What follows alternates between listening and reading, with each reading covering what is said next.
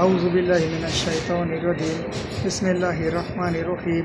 শুরু করতেছি মহান আল্লাহর নামে, যিনি পরম করুণাময় অতি দয়ালু। সম্মানিত মুসলিম দিনী ভাই বোনেরা, আজকে বৃহস্পতিবার মাগরিবের পর থেকে কাল শুক্রবার মাগরিবের আগ পর্যন্ত আমরা বেশি বেশি আল্লাহর নবীর উপরে সাল্লাল্লাহু আলাইহি ওয়াসাল্লামের উপর দুরূদ শরীফ পাঠ করার চেষ্টা করি। কেননা কোনো ব্যক্তি যদি একবার দুরূদ শরীফ পাঠ করে তার 10টা গুনাহ মাফ হয়, 10টা নেকি লেখা হয়, তার মর্যাদা 10 গুণ আল্লাহ তাআলা বাড়ায় দেয়। তো একের বদলে 30 পাওয়া যায়। তো বড় ফায়দা আমল আমরা কেন চাই? আমরা সবাই বেশি বেশি দুরূদ শরীফ পাঠ করার চেষ্টা করি। 100 বার, 50 বার, 10 বার, 20 বার, 500 বার, যে যতবার সম্ভব, 1000 বার, যে যতবার সম্ভব পাঠ করার চেষ্টা করি। আর আমাদের মুসলিমদের দিন শুরু হয় কি মাগরিবের পর থেকে। সেই হিসাবে আজকে বৃহস্পতিবার থেকে আমাদের দিন শুরু। বৃহস্পতিবার মাগরিবের পর থেকে আমাদের দিন শুরু, শুক্রবার মাগরিবের আগ পর্যন্ত। এটা আমাদের আরবি গণনার মাস। আমরা বেশি বেশি দুরূদ শরীফ পাঠ করার চেষ্টা করি এবং অন্যান্য মানুষও বলি যতটুকু সম্ভব দুরূদ শরীফ পাঠ করার কথা, নিজেও আমল করার চেষ্টা করি।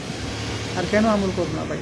কারণ আল্লাহ নবী আমাদের জন্য কত ত্যাগ করছে, কত স্যাক্রিফাইস করছে, কত কষ্ট করছে, ক্ষুধার কষ্ট করছে, দাঁত শহীদ হয়েছে, কত যুদ্ধ করছে, কতভাবে নির্যাতিত হয়েছে, নিজের দেশের আর দেশে হিজরত যেতে হয়েছে, কত ত্যাগ স্বীকার করছে। যে রাসূল মৌতের সময় আমাদেরকে বলে নাই, হাসরের ময়দানে আমাদেরকে বলবো না, সবাই যখন ব্যস্ত থাকবো আখের গুছাইতে ইয়ানাফসি করবো, তখন আমাদের নবী ইয়ামতি করবো।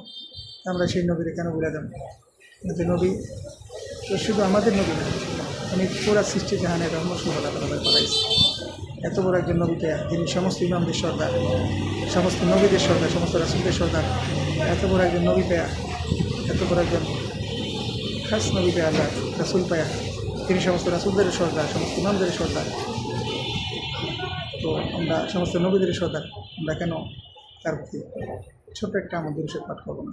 আমরা সবাই বেশি বেশি দুরূদ শরীফ পাঠ করার চেষ্টা করি আল্লাহ নবীর প্রতি।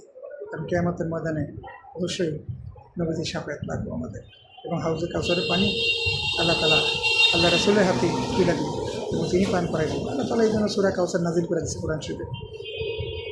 আপনারা সবাই জানেন যারা কোরআন পড়েন। এই জন্য বেশি বেশি দুরূদ শরীফ পাঠ করার চেষ্টা করি। আর দুরূদের আমল অভ্যেস গড়ে তুলি, সবসময় পাঠ করার চেষ্টা করি। যে আজকে বৃহস্পতিবার শুক্রবার পড়লাম, তারপর পড়লাম না, তা না। দৈনন্দিন একটা রুটিন বানালে যে আমি যতদিন জীবিত থাকবো ইনশাআল্লাহ কমপক্ষে 150 বার আল্লাহ রাসূলের প্রতি দুরূদ শরীফ পাঠ করবেন, মওত পর্যন্ত। কে জানে আল্লাহ তাআলা হয়তো এই দুরূদ শরীফ পাঠ করেছেন আমাদেরকে হেদায়েত দিয়ে দিব, আমাদের গুনাহ মাফ করে দেবে, হয়তো বা আমাদেরকে জান্নাত দিয়ে দেবে, হয়তো বা আল্লাহ ভালো জানে। তো আমরা এই আমলটা কেন ছিল? আমাদের নবীর উম্মত, দুনিয়াতে যে যারা পছন্দ করে তারা সে বেছে পায়, যে যে দল করে, যে যে পার্টি করে, তার দলের নেতা তার কাছে সবচেয়ে প্রিয় হয়। তা আমরা তো মুসলিম, আমাদের দলের নেতা তো আল্লাহ রাসূল মেন নেতা। আমরা তো আমাদের সবার উচিত ওনার উপর করা, ওনার বেছে নেওয়া। কারণ আমাদের তোমার উপর আখিরাত আছে। যারা অন্য ধর্মের মানুষ আছে তাদের হিসাব আলাদা। আমরা যারা আল্লাহ তার রাসূলে বিশ্বাস করি, মানি, আসমান জমিন বিশ্বাস করি, তাকদীরে ভালো মন্দ বিশ্বাস করি, জান্নাত জাহান্নাম বিশ্বাস করি, মুখে স্বীকৃতি দিয়েছি এবং বিশ্বাস করি, মানি। তা আমরা রাসূলের নেতা হিসাবে মাইনা, নেতার কথাগুলো মানা, এটা আমাদের জন্য খুব ফরজ এবং সুন্নাত দুইটাই। তো আমরা এটা মানার চেষ্টা করি। আল্লাহ তাআলা সবাইরে তৌফিক দান করুন। আর যদি আমার এই ভিডিওটা ভালো লাগে, দিন ইসলাম প্রচারের সাথে লাইক, কমেন্ট, শেয়ার করুন, ছড়াই দেন সবার মাঝে। সবাই ভালো থাকবেন, সুস্থ থাকবেন।